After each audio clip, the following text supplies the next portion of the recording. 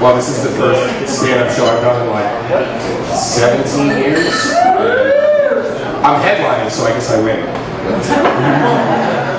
I just ad-libbed that joke just now. So, seriously, you just saw comedy being written right in front of you, so it's pretty impressive.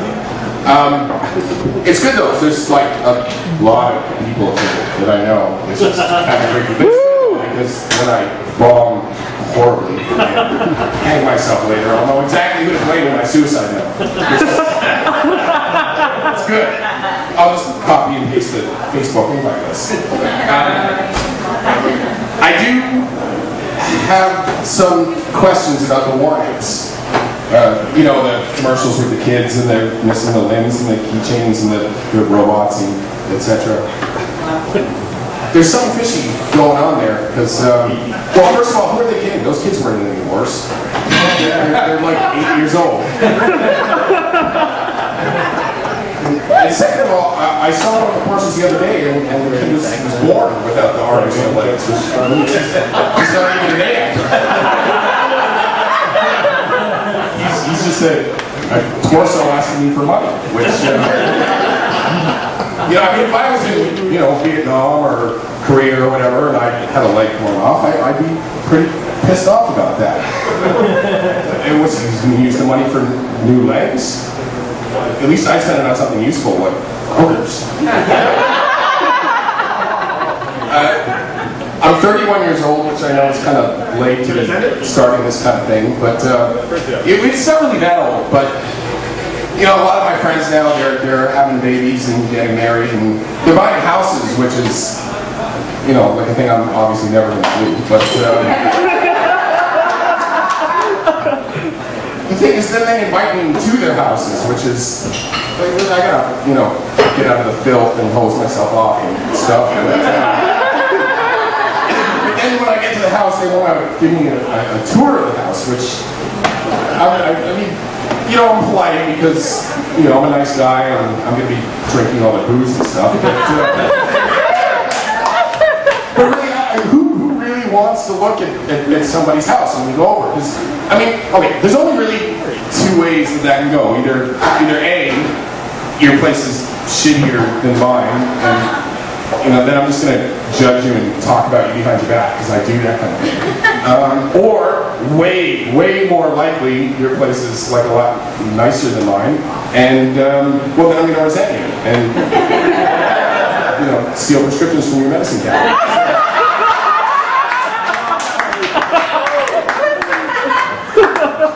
Are there any black people here?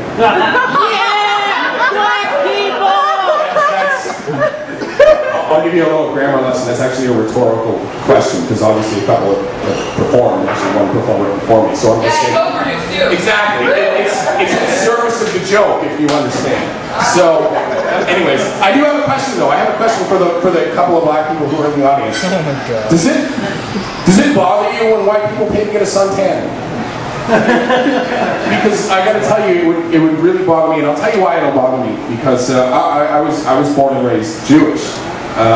And as probably most of you know, we have this thing called the bar mitzvah, which, for the 3 people in the audience who don't know, it's this thing where we have to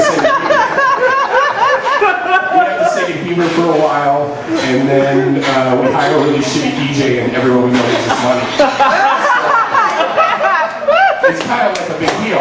But there's this thing now where Jewish, non-Jewish kids who know Jewish kids get really jealous of it. So they have their parents like throw them a party. It's like a bar mitzvah, but it's not. It's a real thing. You can look it up. It's called a faux mitzvah. And it's bullshit, right? I mean, having a bar mitzvah is kind of this reward that you have for growing up Jewish. Because, you know, with the guilt and the nagging and the self-loathing and all that. But in the grand scheme of things, it's really, you know, it's just a party. Whereas, you know, changing your skin color and paying money for it, it's like, I don't know, man, it's like paying to be put in semi-permanent blackface. It would really bother me. There's a lot of punk rock types here, because a lot of my friends came out for this because it's my first time doing this. And I have an impression, I'm can't do, you know, mimic voices or anything, but I did write, I wrote an impression yeah, so exactly. So I wrote an impression for the punk rock people in the crowd. Now the rest of you are going to have to kind of bear with this for a few seconds. You might not get it if you don't listen to punk rock music. I need a microphone stand for this, but anyways. Okay. Well, I'm not 3 feet tall. Hold on. So anyways, this is my impression for the punk rock people in the crowd of every punk rock singer who they've ever seen ever singing every punk rock song that was ever written ever. So hold on, I gotta like do a thing with my hair. I'm not really doing anything with my hair. I'm just, if I go like this, it looks like I'm doing something. You guys get it. All right. So, all right. It's my impression of every punk rock singer ever singing every punk rock song ever. Fuck the government! Fuck the government! Fuck the government! Fuck the cops! Okay, that's it. Thank you. That was fantastic. So, I'm gonna put this back over here right now. So, anyways, so like a couple weeks ago, I ran into a girl who I was, actually there's a couple people here who were there at the time. I ran into a girl who I was sleeping with like last fall, and she was like really pregnant, like really pregnant. So I did, you know, the quick math in my head, and you know, then I had a mini stroke, and then she was nice enough to let me know that even though we stopped sleeping with each other 9 months ago, she was only 7 months pregnant. So that was good, right? But it's not the first time. When I was a kid, or not a kid, but you know, like not 4, but since the time I started having sex when I was like a teenager and stuff, I'd actually, on a couple of occasions, I had gotten a couple of girls pregnant. And no keepers saying, you know, woo, abortion, but anyways, on a couple of occasions I got a couple of people pregnant. So, now there's really, now as you all know, there's one thing you can say when you when a girl tells you she's pregnant, and you know, because you can't look eager, you don't want to be like, yeah, kill that shit. So you gotta.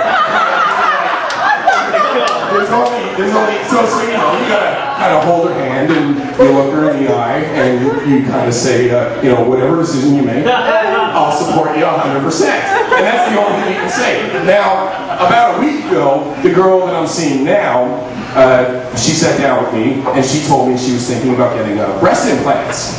Now again, you gotta be really careful here. Because it could be a trick. And you can say, yeah, that's a great idea. No, what's wrong with my breast now? You know, the next thing you know, you're picking your teeth up off the floor. So, again, you know, I held her hand, and I looked her in the eye, and I said, whatever decision you make, I will support you. So, I have a penis. It's, you know, dangling down there somewhere. But it's been pissing me off lately. It's been fucking around. Well, first of all, like I say, I'm 31, but apparently the thing still happens where, like, I get the hard-ons whenever, which I thought was going to end when I was a teenager. I really thought Eddie Murphy lied to me, but I really thought that shit was going to end when I was a kid. But I still get, you know, boners on the streetcar and shit. It happened in a really, really awkward time recently. I was up at my folks. My folks, no, Jewish. My folks live up in North York, and I'm up at my folks' place. And I'm sitting on the couch, and I'm talking to my mom about, you know, whatever bullshit I'm telling her at that particular time. And the cat's on my lap, and I'm petting the cat, and the cat's purring. I'm not thinking about the cat. Obviously, I'm not thinking about my mom. There's vibration, and it's, you know, it's vibrating. There's something. There's like a physiological kind of response. And, you know, next thing I know, I hope you don't do that with my cat. So, but I can't do anything about it because my mom's. So now, I'm actually holding the cat on my heart because.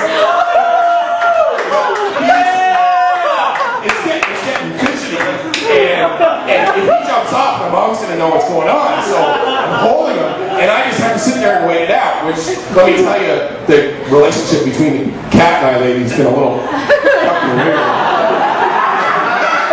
He keeps his distance, anyways. I know this is a little shorter than 10 minutes. That's all I got, though. So.